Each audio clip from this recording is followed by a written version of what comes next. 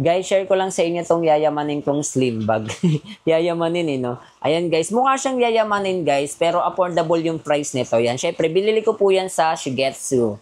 Ayan yung brand natin guys, Shigetsu po yan. Tignan yung slim bag natin guys, oh. Ayan, kapag ka may mga lakad ako guys, ito yung madalas kong ginagamit na bag kasi maliit lang siya, tapos ang gaan niyang dalhin.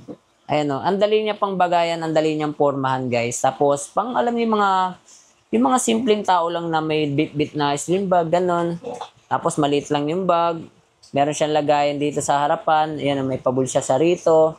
Sa likod din guys, meron din siyang lagayan. Ayan, may lagayan din siya sa likod. Ayan. Tapos buksan natin para makita niyo yung loob. Ayan. Meron siyang lagayan din dito. Sa kabilang side naman, meron din siyang lagayan. May zipper siya sa kabila. Tapos yung pinakagitna niya guys, oh. So, di ba? Sobrang simple lang ng bag na to, guys.